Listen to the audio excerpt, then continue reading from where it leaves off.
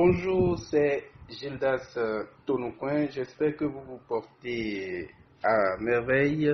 C'est un plaisir pour moi de vous retrouver dans ce nouveau podcast où je vais encore une fois m'atteler à partager avec vous du contenu, des informations, des astuces, des stratégies, des outils pratiques pour pouvoir transformer votre vie, pour pouvoir vous ajouter de la valeur, pour pouvoir vous aider concrètement à préparer, à découvrir quelle est votre mission sur la Terre. Et cela fait un moment que je m'attelle à faire ce travail-là concrètement depuis 2015 où je suis entré dans cette mission qui est la mienne. Et en ce qui concerne les vidéos, ma présence sur YouTube, la production de podcasts, je viens de le démarrer et je vous demande de m'aider à travers vos commentaires, à travers le partage de l'élément, à travers vos likes, c'est-à-dire d'aimer la vidéo ou le podcast si cela vous dit, de pouvoir vous abonner à ma chaîne YouTube. Cela m'encouragerait beaucoup à continuer la mission. Je vous remercie d'avance et je vais partager avec vous ce jour 6 éléments qui à terme vont vous aider à vous préparer pour votre mission de vie. J'ai déjà produit plusieurs podcasts dans ce sens-là. Premièrement, pour vous montrer l'importance de la mission, de votre mission de vie sur la Terre. Et deuxièmement, vous montrer quel est l'exercice de façon concrète, quel exercice vous pouvez faire pour pouvoir découvrir vous-même la raison de votre présence sur la Terre. J'ai partagé aussi aujourd'hui les signes qui montrent que vous êtes sur la voie de l'épanouissement. Cette fois-ci, je vais aborder 6 éléments avec vous qui vont vous préparer à entrer résolument dans la mission que vous êtes appelé à accomplir sur cette terre. Alors, je commence ce travail déjà par cette citation dont je suis l'auteur qui dit que dans la vie, tout est question de remplacement. Si vous ne prenez pas soin de votre rêve, de votre mission, l'essence de votre joie et de votre épanouissement serait fausse. C'est à vous de prendre soin de votre mission de vie. C'est à vous de prendre soin de ce pourquoi vous êtes sur la terre. Et peu importe ce que les gens vont dire de vous, peu importe de quoi est-ce qu'ils vont vous qualifier, ce qui est important, c'est que vous soyez vous dans ce qui est votre mission de vie. C'est que vous vous attelez, c'est que vous décidez d'accomplir cette mission de vie-là. Et je peux vous assurer de tout le bonheur, de toute la joie, de tout l'épanouissement lorsque vous rentrez dans cette mission-là. Pas qu'il n'y a pas de défi, pas qu'il n'y a pas de difficulté, mais quand vous rentrez dans cette mission de vie-là, les défis deviennent des opportunités pour vous d'avancer. Les challenges deviennent des opportunités pour vous de croître, d'être plus utile, de vous élever plus pour pouvoir être la vraie version de vous-même. Déjà, le premier élément que je veux partager avec vous, c'est de vous préparer à avoir d'abord mal. Préparez-vous à avoir d'abord mal. Et tout ceci, je le tire de mon premier livre écrit en 2015, écrit et publié en 2015, dont le titre au départ est Ma mission transcende secret pour réaliser son rêve et accomplir sa destinée, qui par la suite est en train d'être imprimé dans sa deuxième édition, dont le titre a été changé, amélioré pour devenir Pourquoi est-ce que vous êtes sur la terre, 35 secrets pour réaliser votre rêve et accomplir votre destinée. Alors, je vais très très bientôt, avant le 29 septembre prochain, partager la nouvelle version de ce livre-là avec vous. Et je reviens dans un nouveau podcast pour partager avec vous l'événement que j'ai préparé à cet effet. Pour le moment, j'en garde le suspense pour vous. On va y revenir. Donc, je disais tantôt, préparez-vous à avoir d'abord mal. Et il y a un auteur inconnu qui dit, les grandes choses ne se produisent jamais dans la zone de confort. Les grandes choses, la réalisation de votre mission de vie, de votre mission historique sur cette terre, cela ne va pas s'accomplir dans le plus grand confort. Et généralement, c'est lorsque vous sortez de votre zone de confort que vous arrivez à faire de grandes choses, n'est-ce pas? Ça, vous le savez. Et lorsque vous avez découvert votre mission de vie et que vous voulez entrer maintenant dans cette mission de vie, la préparation vous amène à intégrer le fait que vous allez d'abord avoir mal.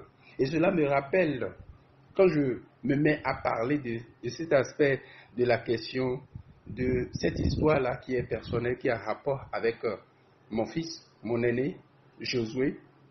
Alors, je me suis marié en 2010 avec ma chère épouse, Comfort, et 2 ans après, nous n'avons pas eu d'enfant.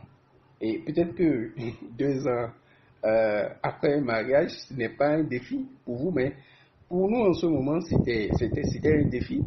En tant que jeune marié, on désirait ardemment avoir d'enfants dans les voies à suivre. Mais bizarrement, nous n'avons pas eu d'enfants. 2 ans après, nous étions là, donc on a essuyé.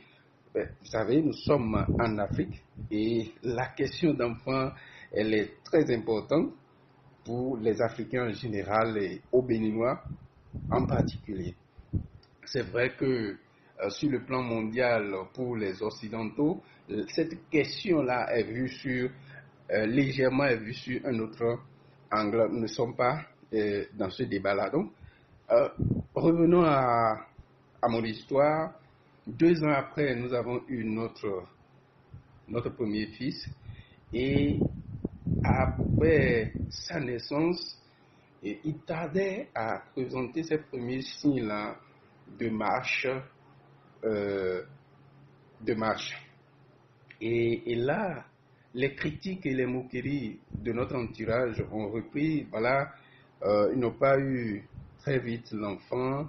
Et puis quand ils l'ont eu, voilà, c'est un phénomène qu'ils ont mis au monde. C'est un enfant qui s'est trop développé, donc il a du mal à marcher et tout ça. Il ne veut pas pouvoir marcher, des tas de trucs.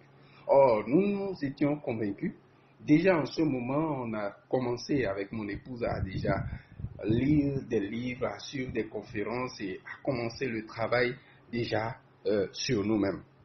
Ce qui s'est passé, c'est que nous étions convaincus que ce n'était pas un problème, ce n'était pas un défi et que notre enfant allait marcher très très bientôt. Alors, à ma grande surprise, un soir quand je suis rentré du travail, alors qu'il était toujours assis et qu'il ne faisait pas signe de quelqu'un qui veut marcher, brusquement m'a vu cet enfant-là, Josué s'est levé et a commencé par faire les premiers pas. C'était vraiment magnifique. Et je m'étais arrêté à la porte d'entrée pour pouvoir suivre un peu comment ça allait se passer.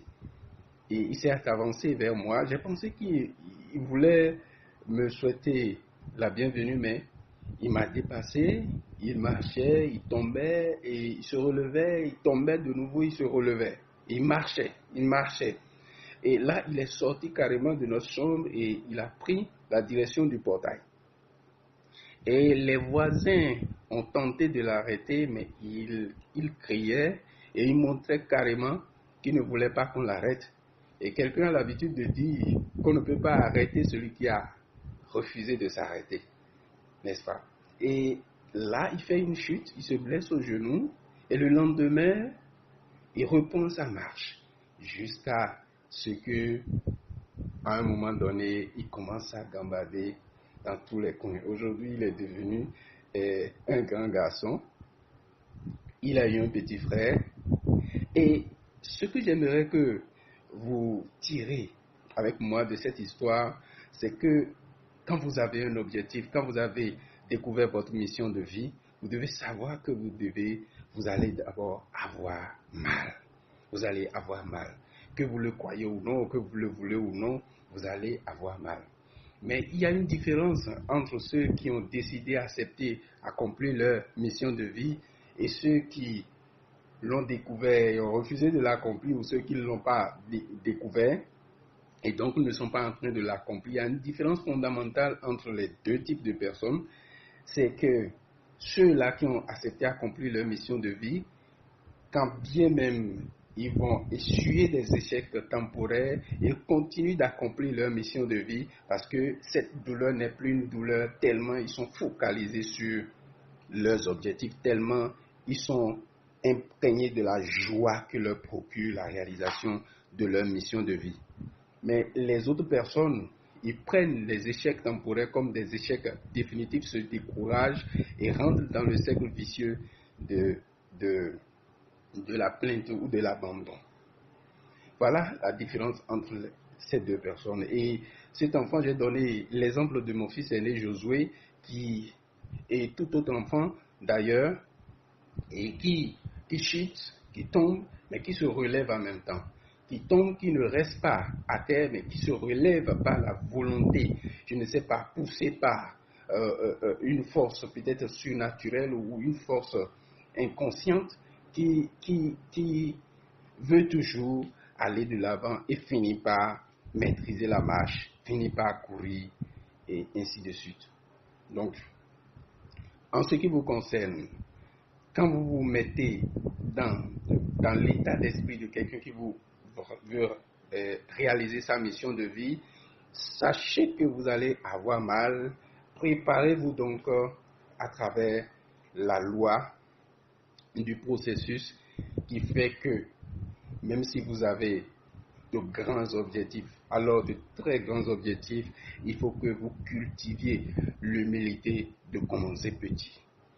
Commencez petit dans votre rêve, commencez petit dans votre mission, peut-être faire des erreurs, mais tirez rapidement les leçons de ces erreurs-là et avancez. Lorsque vous pensez grand et vous voulez réaliser grand en même temps, cela peut être une raison d'abandon, cela peut être un piège qui va vous bloquer dans le processus de la réalisation de votre rêve.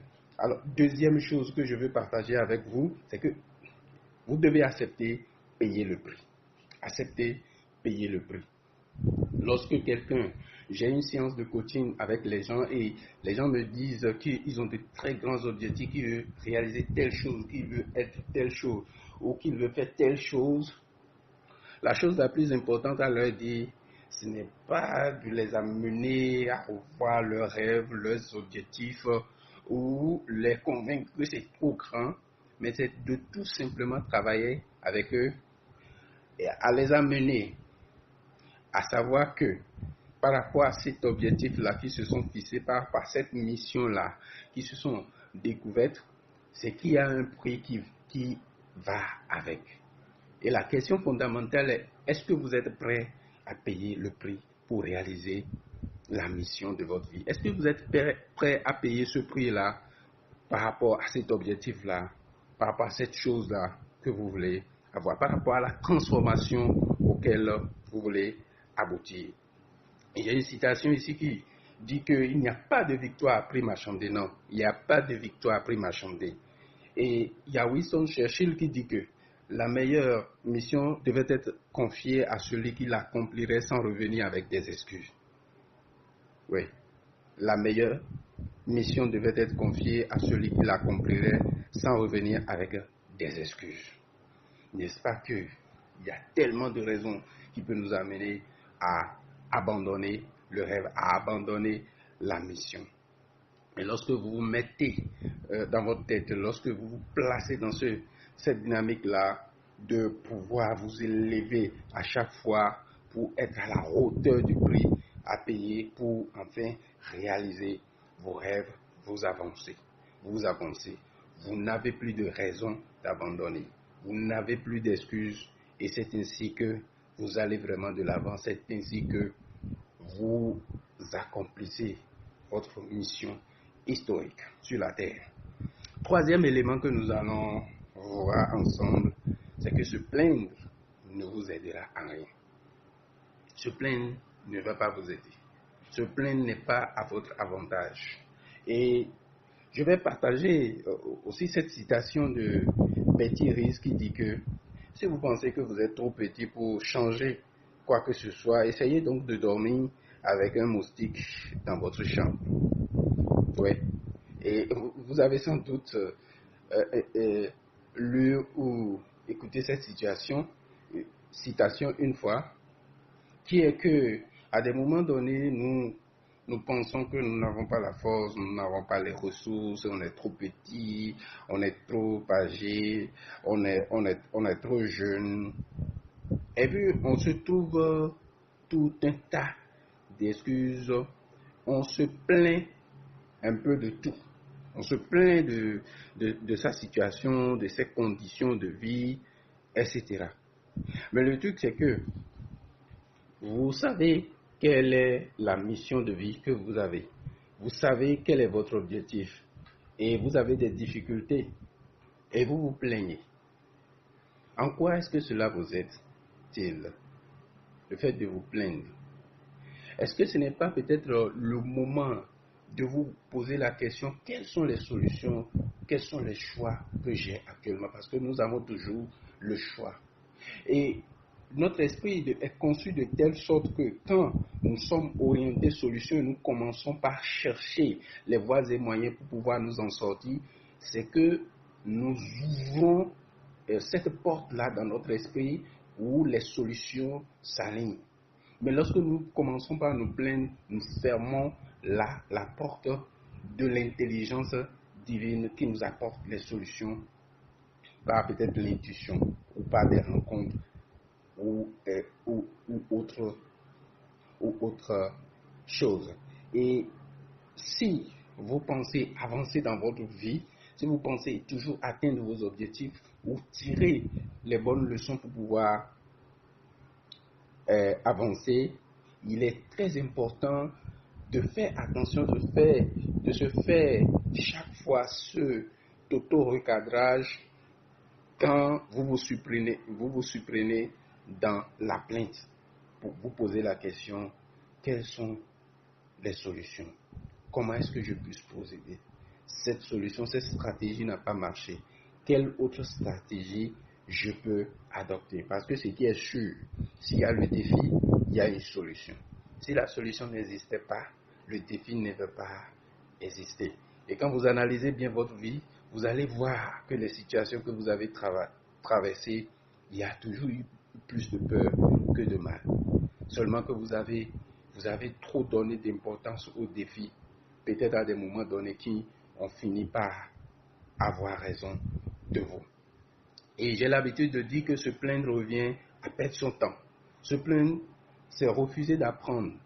Se plaindre, n'est-ce pas, c'est refuser d'abandonner, c'est refuser de prospérer, c'est refuser de grandir, c'est refuser d'être en bonne santé. Lorsque vous avez un objectif, l'objectif vient avec ses défis. Et l'objectif de ces défis, excusez-moi la tautologie, c'est de pouvoir vous donner plus c'est de pouvoir vous forger à pouvoir être à la taille de cet objectif-là que vous voulez atteindre, c'est de pouvoir vous élever intérieurement. Et quand vous prenez ces défis-là comme étant des difficultés à vous emporter, c'est comme si vous refusez la récompense à la fin. Puisque la récompense ne vient jamais seule. La récompense vient avec des défis. Vous vous élevez par rapport aux défis et vous finissez par avoir ces récompenses. Mais si vous refusez de vous élever et que vous vous plaignez, vous allez rater dans le même temps la récompense. Ne laissez pas cela vous arriver. Quatrième chose, c'est de prendre le contrôle sur votre bouche. Prenez le contrôle sur votre bouche. Et moi, j'aime faire référence souvent au sein des Écritures qui dit par exemple que c'est du fruit de sa bouche que l'homme rassasie son corps. C'est du produit de ses lèvres qu'il se rassasie. La mort et la vie sont au pouvoir de la langue, n'est-ce pas? Quiconque l'aime en mangera ses fruits. Donc, il n'est pas rare de trouver des personnes qui, tout le long de la journée, vont dire, voilà, vont prononcer des phrases comme tu m'énerves, et il va me tuer ce gars-là, il va me tuer cette dame-là, j'ai marre de toi, j'ai marre de ceci, j'en ai marre. Et quand vous êtes en train de prononcer ces genres d'expressions, euh, il faut juste faire attention à ce que vous dites pour voir ce que vous ressentez en prononçant ces phrases-là. Faites attention à ce que vous ressentez. Et généralement, quand on prononce ce genre de phrases, c'est qu'on se sent mal, c'est qu'on n'aime pas ça, c'est qu'on sent que voilà, quelque chose ne va pas. Et ce qui se passe au fond, c'est que vous êtes en train de diminuer votre énergie ou bien de se faire voler votre énergie. Et rappelez-vous, vous disposez de 3 ressources fondamentales qui devraient être normalement consacrées à la réalisation de vos rêves, consacrées à ce qui est important pour vous, ou à vos objectifs, que cela soit par rapport à votre vie professionnelle ou personnelle. Et quand vous vous laissez voler cette énergie-là, votre temps ou votre argent à travers vos paroles, c'est que à la fin, vous constatez que vos objectifs ne sont pas atteints, vous constatez que vous n'êtes pas dans votre mission de vie et que vous avez déraillé. Et je suis sûr que ce n'est pas ce que vous voulez. Alors, si ce n'est pas ce que vous voulez, il est très important donc de faire attention aux paroles que vous prononcez et de savoir que à un certain moment, c'est bon de garder le silence. Si vous ne savez pas quoi dire, autant fermer votre bouche, autant méditer, autant cultiver l'art du silence, autant conserver votre énergie afin de pouvoir l'utiliser pour ce qui est important pour vous. Utilisez votre temps, votre énergie et votre argent sur ce qui est important pour vous. Parce que là où l'énergie va, c'est là que germe du résultat, n'est-ce pas? Là où votre énergie va, c'est là que vous trouvez du résultat. Donc si votre énergie va vers ce qui est négatif, vous allez avoir les résultats négatifs, contraires donc à ce que vous voulez. Mais si votre énergie va vers ce qui est important pour vous, vous allez avoir également du résultat dans ce sens. 5e élément que je veux partager avec vous, c'est d'apprendre les leçons de votre passé. Nous avons tous un passé, n'est-ce pas? Vous avez certainement commis des erreurs, comme moi d'ailleurs dans le passé. Et moi, je continue de commettre des erreurs. Et franchement, ce n'est pas le moment de vous culpabiliser. Voilà, vous avez fait telle chose de mal, et puis ça ne va pas, et puis voilà, pourquoi vous avez fait ça? Vraiment, c'est pas bien ce que vous avez fait. Franchement, dites-moi en quoi cela vous sert.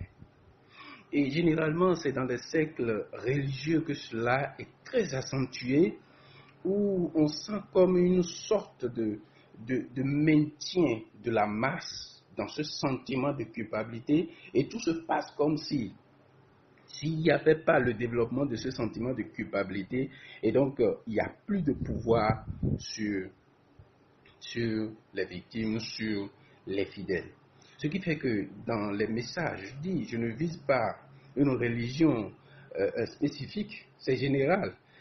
Si vous faites très attention, vous allez voir que le message qui est véhiculé généralement, peut-être que les gens le font inconsciemment, ou inconsciemment. Et quand vous faites attention, vous voyez que le message va dans le sens de rendre les gens suffisamment coupables afin qu'ils puissent donner peut-être, afin qu'ils puissent se soumettre.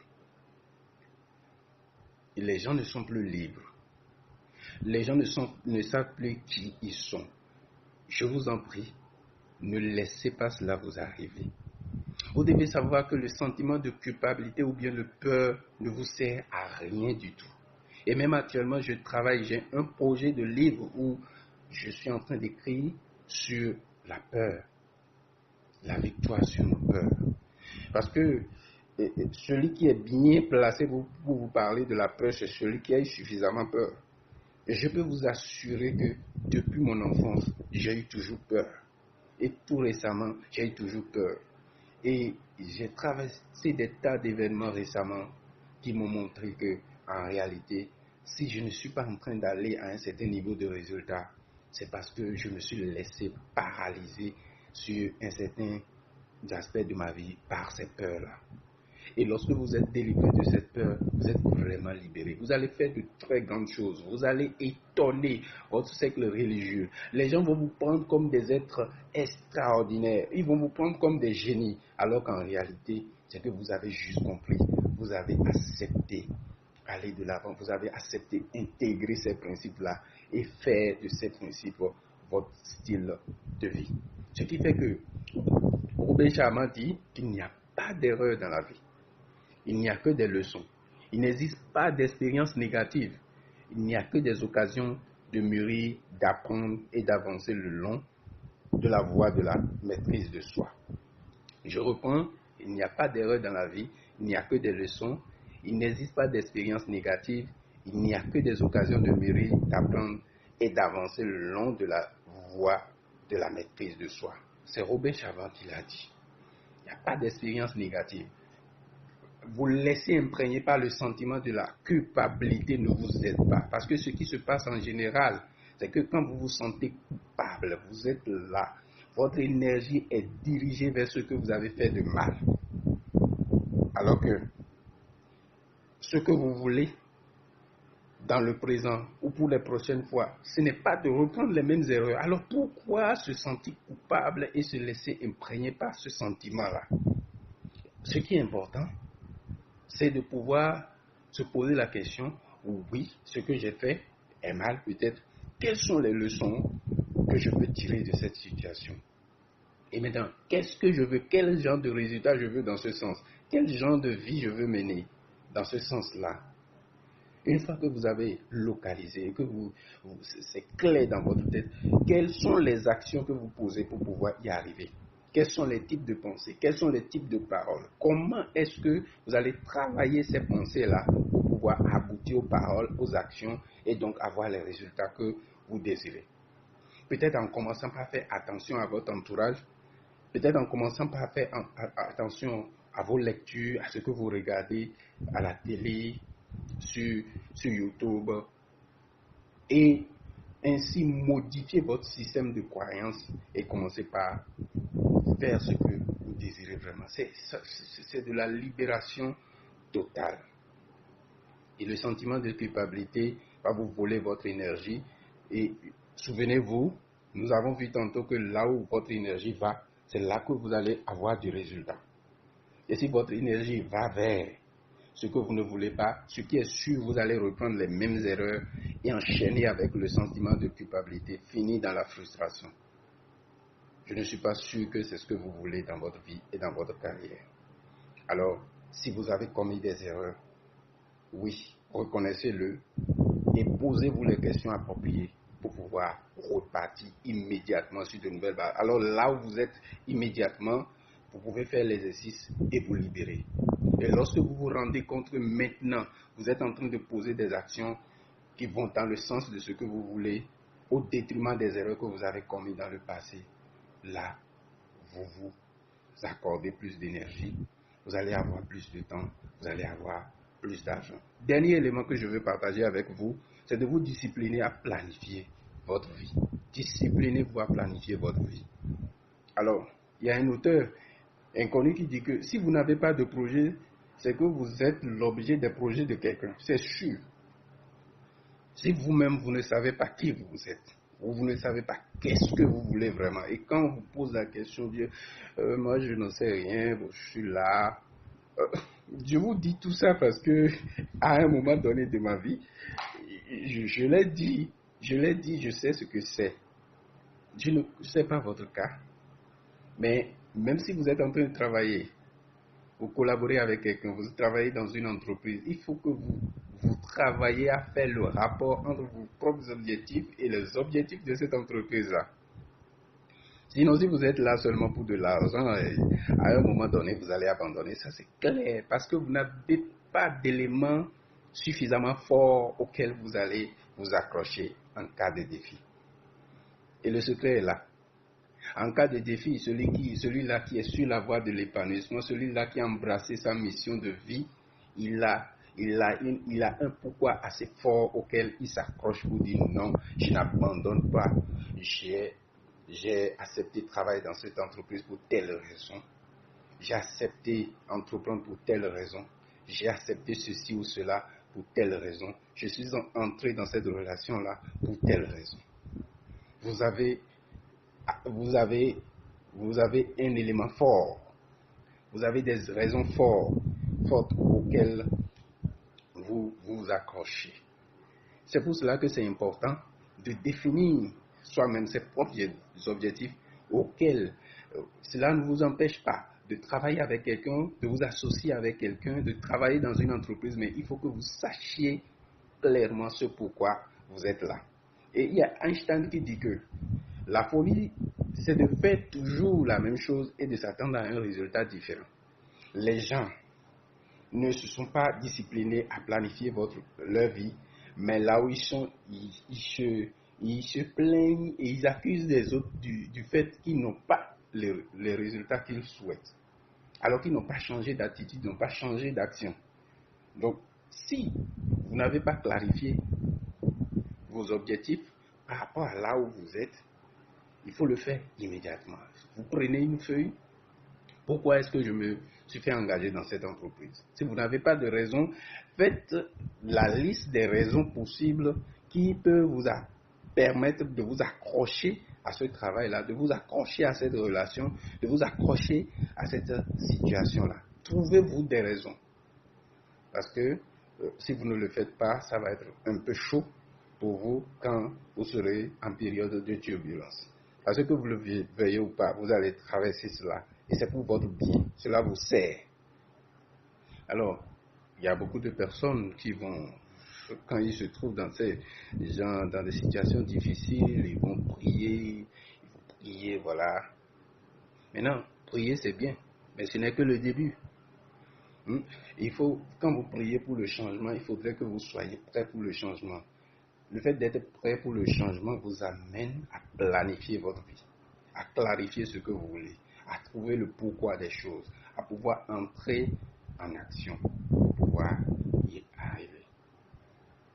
Voilà ce que j'ai voulu partager avec vous en 6 points pour pouvoir vous préparer à l'accomplissement de votre mission. Alors rapidement, je vais vous rappeler les 6 points sur lesquels vous allez travailler pour pouvoir accomplir votre mission de vie. Premier élément, donc, préparez-vous à avoir d'abord mal. 2, acceptez payer le prix. 3, se plaindre ne vous aidera en rien.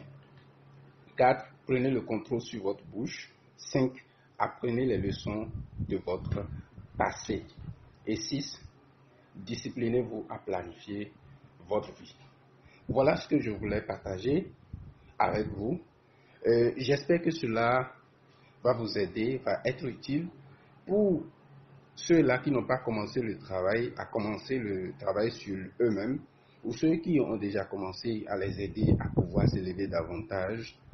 Et laissez-moi les commentaires en bas de cette vidéo et n'hésitez pas à aimer la vidéo, comme je l'ai dit au début, pour pouvoir m'encourager si cela vous dit.